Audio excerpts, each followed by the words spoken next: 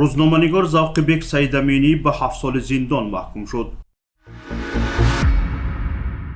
کوششی به طور قاچاق از قزاقستان صادر کردن بنزین به تاجیکستان و ازبکستان خنثی شد. تعداد مهاجران تاجیک در قزاقستان می افزاید. سمندر مرادوف ورزشکار موفق تاجیک خانه تحفه گرفت. دادگاه اسماعیل سامانی روزنامه‌نگار ذوق‌بک سیدامینی را با اتهام همکاری با حزب و حرکت‌های ممنوع به 7 سال زندان محکوم کرد. به اطلاع رادیوی آزادی حکم روزنامه‌نگار یک روز پیش 3 نوامبر صادر شده است. مرافع دادگاهی در بازداشتگاه موقتی شهر دوشنبه گذشت. ذوق‌بک سیدامینی در مرافع تاکید بر این کرده که با هیچ حزب و حرکت همکاری نداشته است. برعکس او از کارش در تلویزیون دولتی یادآور شده گفته است وقتی درباره تندگرایی و تروریسم برنامه‌های تلویزیونی می‌کرد حتی جهادیان در سوریه او را تهدید می‌کردند. ذوق‌بک در مرافعه دادگاهی همچنین از گزارشش درباره مناقشه مرزی تاجیکستان و قرقیزستان که در آن از منافع تاجیکستان حمایت می‌کرد یادآور شده است. ذوق‌بک سیدامینی روز 8 ایول سال جاری از جانب کارمندان میلیسی شهر وحدت دستگیر شده به بازداشتگاه موقتی شهر دوشنبه انتقال یافت.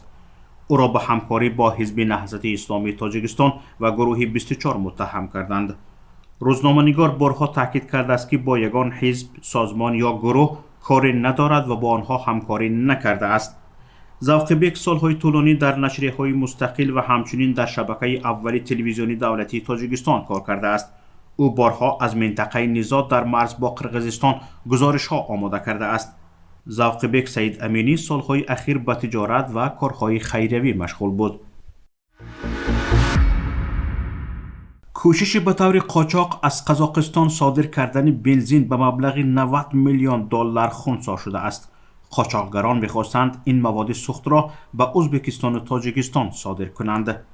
یک شرکت نامعلوم با حجت قلبکی سوزشواری علاوگی در مجموع می‌خواسته است که از قزاقستان به تاجیکستان و ازبکستان به مبلغ 90 میلیون دلار 100,000 تن بنزین را صادر کند.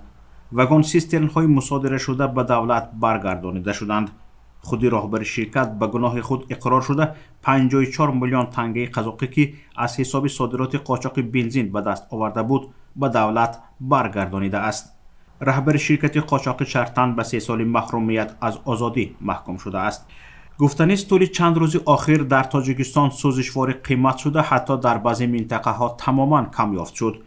پیشتر رسانه ها نوشته بودند که عائله رئیس جمهور تاجیکستان سوزشواری را به طور قاچاق توسط قرقیزستان وارد کرده به تاجیکستان و افغانستان می‌فروخت.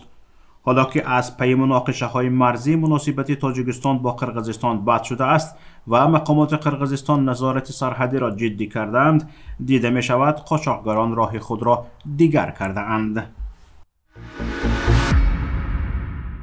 وضعیت اقتصادی روسیه پس از تحریم‌های غرب به دلیل تجاوز به اوکراین برخی از مهاجران تاجیک را مجبور کرده است که در قزاقستان کار کنند. مهاجران میگویند در قزاقستان نظر به روسیه کمتر معاش میگیرند اما در اینجا خود را به خطر احساس میکنند. در بازار یک لخت فروشی شرینی پایتخت قزاقستان 10 مهاجر از تاجیکستان کار میکنند. مهاجران تاجیک در قزاقستان میگویند پلیس قزاق مناسبتش از پلیس روسیه خوبتر است. پلیس محلی مهاجران را بازداشت میکند ولی در حال رها میکند یا از آنها طلب میکند که حجت‌هایشان را به ترتیب برند.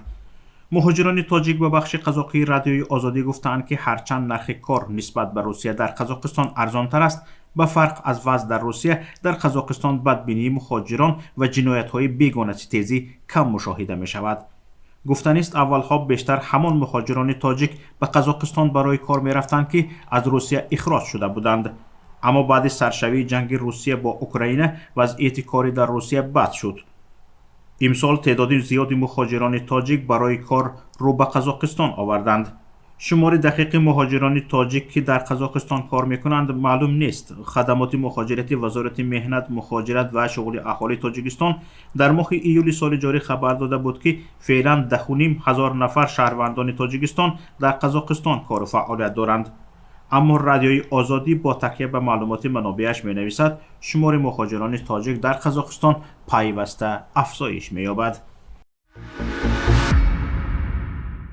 самандар муродов, варзишгари муваффақи тоҷик дар риштаи ММА, соҳиби хонаи истиқоматӣ шуд. соҳибкор Саидҷон Холов ба ӯ хонае дар маҷмӯаи истиқоматии Себистон 2018-ро туҳфа кардааст. баъди пирӯзӣ бар Ҷиан Сикуэйраи бразилӣ дар мусобиқаи роҳ ба UFC, самандар ба Тоҷикистон баргашт ва дар душанбе соҳиби хона шуд. дар ин бора пойгоҳи Спортим Таҷикистан хабар медиҳад. дар хабар гуфта шудааст ки ҳоло самандар ҷойи зист дорад ва оромона ба тамрин меравад.